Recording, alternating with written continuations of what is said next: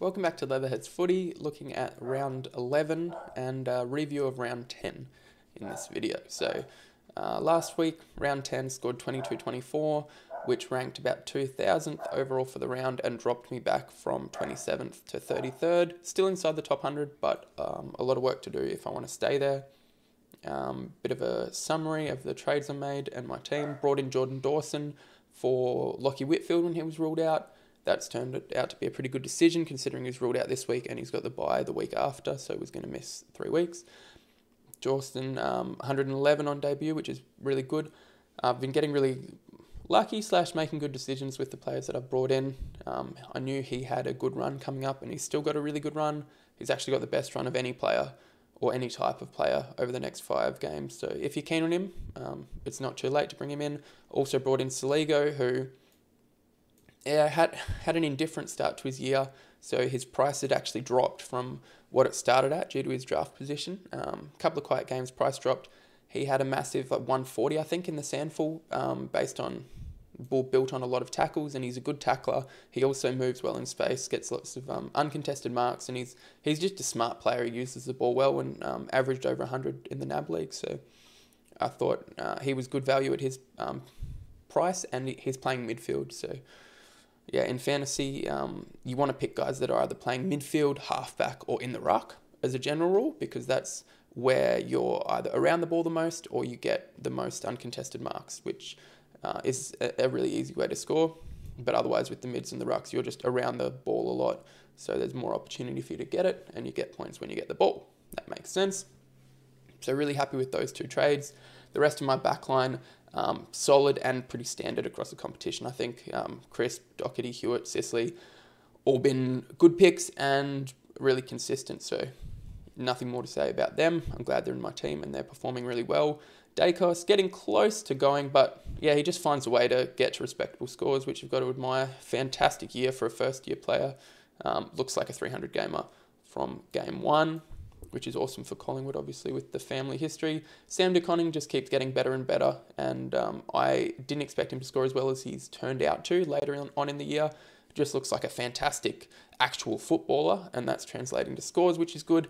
Brought in Rory Thompson, who he scored 17, and when I looked back at the scores, I'd watched the start of the game, and I saw he took 3 marks early on, and I thought, okay, cool, he's on 18 points already, and then at the end of the game, I was like, wow, 17, he mustn't have scored for the rest of the game. Turned out he was injured and went off. Not an ACL, scans have confirmed, but still will be out for a few weeks. We'll be trading him out, but just kept him as a definite out to use for loopholes if I want to. But yeah, we'll have to trade him. Midfield, yeah, going pretty well. Cripper, a couple of down weeks since Mackay went out. It looks like he's been playing more forward. Hopefully against Collingwood, Matt Kennedy's just been ruled out, so hopefully that means that Cripps gets around the ball a lot more. Collingwood have now passed Hawthorn as the easiest team to score against for midfielders, so they're giving up the most points to mids, so I'm backing Cripper to bounce back in a big way against them. Mills has been a really solid pick. Got the VC on him against Richmond. Richmond giving up lots of points to mids, and Mills is just on a tear at the moment. I got like 3 huge scores in his last 5 games. Had the VC on him last week, and he scored a 112. Looked like a 107, but rumours were it was going to get bumped up to a 112. I knew that, still decided not to take it because I've got other players averaging more than that. Put it on Petrarca, and he scored 115. So, right decision, but a little bit stressful. Probably would have preferred to not have the 3 points and just sleep easy and not worrying about my captain the next day. That's okay. Turk, yeah, a little bit of a down week. He's got a pretty good run coming up through the bye and then after the bye, so I'm happy with him. Yeah, Neil's been killing it from the start. Was I think a must-have starting pick, and Clark, another rookie on my ground who I'll hopefully build up enough cash to get off the field through there. Now, Witsy, he didn't score that 104 for me last week. He is a newcomer to my team. I've just traded him in. Gone a few down weeks again, but, you know, he's at least a top 2 ruck in the comp, so you just hang on to him. And Hayes came through big time. Bruce was ruled out, who was in Witz's spot, and Hayes with a 70, as most coaches know, because everyone pretty much had the same ruck line. Forward line, huge 120 from Cogs. was a bonus. I wasn't expecting that, and I don't think you can bank on that. Eagles were very easy to play against. Not a whole lot of defence going on in that game. It was like 130 to 80 in the end. So expect tougher opposition against Brisbane, but everything coming out of the Giants sounds like he's going to be playing more midfield, which is good for him. He just manages to score. I don't know how he does it. You hardly notice him, and then he's on 100 by the end of the game. So, yeah, those little fast feet. Like, yeah, I don't know.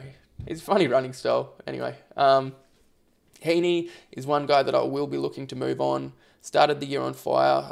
Was averaging about 100 over the first 4 or so rounds.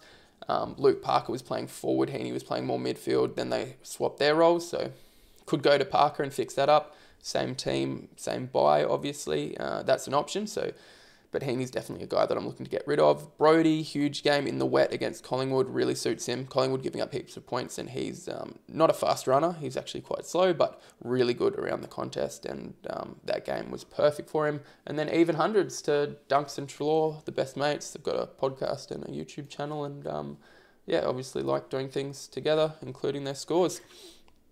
Martin's the last guy. So these 4 I'm going to hold on to for now, because Cogs, I think, will get more mid-time, but Heaney and Martin I'm looking to trade out. Martin, just first-year player, playing in a team that's struggling a little bit. I think there are better options there, and he's made a lot of money, so I should be able to get him up to a really good player that I keep for the rest of the year. And that takes me to my other trade in this week, which is Joel Jeffrey. So for my trades, as you can see, both, nice synergy here. Both GWS players, both named as emergency to 2 Gold Coast players who have been selected. Obviously selected would be a bad trade if they weren't, but Stein was playing in my defence, and De Koning was in my forward line. So I traded out Stein, clicked on the swap thing after I'd traded him, and then moved De Koning into his position in the back line, meaning that I can bring in a forward. Brought in Jeffrey, 5 goals last week for 83 points, which isn't huge, but I think that he's just a good player. When in doubt, pick someone that's a good player. He's not playing a great position, but his break-even is very low, I think -11, and I only need him to play the next 2 weeks, which I think he will, and maybe a little bit after that. And I think he will as well, because he, once again, just looks like a good player. He's good in the air, and he's also good on the ground, so hopefully can get a few marks and maybe kick a few more goals. I'm going to sneeze in a second. Bear with me. I could pause this and then sneeze. Now I've jinxed it. It's gone away. Anyway, okay. So that's the reason behind that trade. There are a few good rookies this week. 2 of them, I'd say, would be Stevens and Saligo. Probably Saligo, the pick of those 2, just because of job security. Geelong don't tend to play many rookies, but I'd say that they're pretty even. Then Jeffrey, the other guy who's a good rookie, if we have a look, is Jacob Ware. Not sure how to pronounce it. GWS, really skillful looking left footer, plays off halfback, reminds me a little bit of Christian Salem. Uses the ball really well and looks like he'll be able to get involved with lots of uncontested marks and easy footy back there. The only question mark is, does he hold his spot when Whitfield and Taranto come back into the team after the bye? Haven't brought him in for a couple of reasons. One, because bringing in Steen and moving to Conning to defence fixed up my buy structure more than bringing in Weir, I don't know how to say it anyway. The other reason is, even if he's picked for this week, even if he plays this week, which he is, he's going to have the bye next week. So you're only getting 1 out of the next 2 games out of him. So not going to jump just yet. See if he holds his spot after the byes. And I guess the only other rookie really worth mentioning would be Maddie Roberts, who's been named to debut for the Swans tonight against Richmond. Richmond giving up a lot of points to midfielders, but I think he'll probably play more of a half-forward role, very similar to where Angus Sheldrick played when he debuted for the Swans earlier in the year. So I wouldn't expect anything more than about a 40-45 average from Roberts, but he's a good player. Huge junior scorer. He averaged 150 in the SANFL under-18s, which is bananas. 150 points average. It was only 3 games, but still huge. Top scorer of 169. And he's been averaging 90 in the VFL from 7 games. presumably playing inside mid in the VFL, so take that in consideration. Lower quality competition and also a more favourable role. So don't expect 90s. I'd be expecting about a 40, 45 from Maddie Roberts, but that's above his price. And if you need a rookie to downgrade to get that cash, I think you could do worse. I think that's pretty much it as far as rookies go. Hayes has been named, so yeah, people were worried with Bruce out and Hayes out and maybe another forced trade, they would have a donut, but Hayes has been named. Even still, I think the play is to trade Bruce now. He misses heaps of games. He's definitely missing the next two with GWS having the first bye. So definitely not going to play the next two, and yeah, has a tendency to get suspended or injured. I think it's a great play to go. I'm going Wits because of his bye. That means that I've got, just turn this on, got around 12, 13 and 14 bye, which is the perfect layout in your rucks. But yeah, even disregarding buys, I think he's a really solid option. He started off slow because he was coming back from that ACL, so he had low time on ground for his first 3 games. That dropped his average down a little bit, but if you look at his last 7 games since his time on ground bumped back up to around that 80% mark, which is where he normally sits. Since that time, last 7 games, he's averaged 97, which is pretty good. That's up there with the top rucks in the competition, and he's only gone below 97 once, and that was a 74. And his last 5 games, he's averaged 101, and he hasn't scored below 97 or above 104, which is crazy. 5 games, and he's scored between 97 and 104 in all of those 5 games. So I like that consistency. I like that he scores in lots of different ways. He gets bulk hitouts one game, and then he might not get as many hitouts, and then he has lots of tackles, and then he might not get as many tackles, and he gets more disposals. So he's always finding a way to impact the game, which is what I like about him over some of the other options. The other strong option, I would say, would be Sean Darcy. Coming back from injury, showed last year that he's got a ceiling. He's got a ceiling, which a ceiling is their ability to score like big scores. So you might have 2 guys that average the same, but one of them, like Bruce, averages 100 and scores pretty much bang on 100 every week, whereas a guy like Darcy averages 100 with a higher ceiling, means that he will score 130 and then 70, 130 and then 70. Not exactly, but you get the point. And that's kind of what he's done. If we look at sort of his last games, he's gone that, 100, 80, 125, 67, 126. So he's unreliable, and just be wary that the hundreds have come across against, not the best rucks in the competition, but still, he looks like a really good player. Really prone to injuries though, and the same buy is gone. So I've chosen to go against him and go Wits. I think it's a safer selection. And up until the buys, I'm just making really safe selections, picking guys that I don't think will miss games, because coming up to the buys, you're going to have heaps of players missing games anyway on their buy, and you don't want to add to that mix guys missing with injury or suspension when they should be playing and getting you to that 18 players on field. In the buys, obviously, your best 18 scores count out of the 22 players on field. And yeah, if you've got guys that are missing through injury, compounded with the buy rounds, it could be a recipe for zeros on field, which will really hurt your overall ranking. A couple of other guys to consider, or at least talk about, would be Tim English. Round 13 bye, which again works well if you've got Gawn and Hayes, but he's been out for 5 weeks, hamstring and then illness, pretty bad illness from the sounds of it. So just give him a little bit to warm back into it. And he's pretty pricey. So yeah, I don't think his price is going to go up too much from there. Probably average around that 105 mark, but might start slowly. So also you can pick him as a forward. That's the other reason why I went against it. Is Wits looks to be a maybe top 4 ruck, but you can only pick him in the ruck, whereas English, I could look to get him in the forward line, moving a Heaney to him or something like that, or a Martin, maybe after his bye. Nankervis is another interesting one. He's actually averaged 98 over his last 5.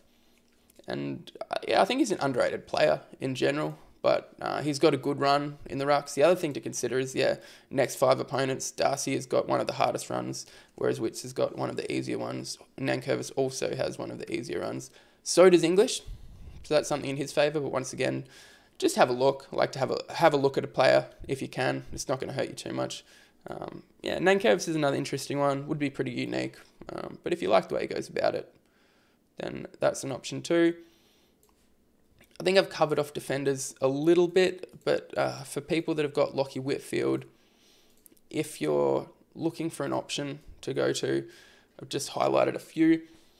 So Kadeen Coleman was looking like a popular selection at the start of the year, and he did his hamstring in the pre-season, but he got moved to halfback at the end of last year, probably last 3 or 4 games, and he played really well in the elimination final against the Bulldogs, playing off halfback. I think he scored 75, but he just looked really good. He looks really composed. He's a really clean player, makes good decisions with the ball, doesn't rush, clean hands, and yeah, it gets uncontested marks because the Lions players like the ball in his hands.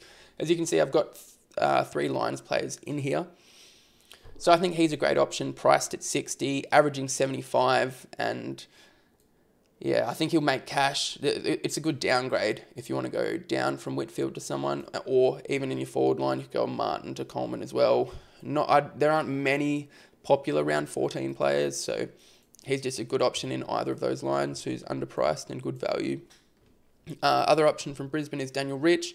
Brisbane have the best run over the next 5 for players that take the kick-ins, which Daniel Rich does. Started slowly, but averaged about 90, 98 or something last year, and could probably get close to that. He's a really safe pick.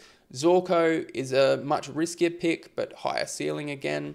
So he's potential to be one of the highest scoring players in the game, but a few kneels and stuff around him. I was keen on him a few weeks ago, but coming into the buys, he's going to miss a game anyway, and could potentially get rested. I think after the buys is when you take a risk on someone like Zorko, who's 33.